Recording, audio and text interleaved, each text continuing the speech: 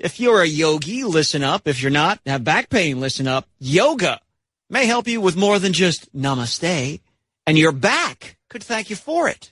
New research suggests yoga is as effective as physical therapy for treating chronic lower back pain. The study found that yoga improves function, controls pain, and reduces the need for medication. The study focused on people with high pain levels and subjected them to trained yoga sessions for 12 weeks, followed by 52 weeks of follow-up care. Those who stuck with yoga reported reduced pain levels, and they were able to reduce their use of opioids and other medications. Jim Chenevise, CBS News. See, it's that caveat. Those with a high pain threshold, then you twist them up like a pretzel.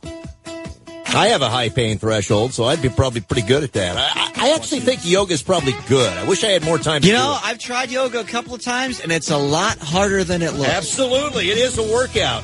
Because if you haven't done it, you kind of think it's all, hippified. Yeah, it's all just kind of, but no, it's good. You tip your cap to those that can do it. It's not just about stretching, it's about building muscles. Yeah, I'll be at the snack bar if you want to go.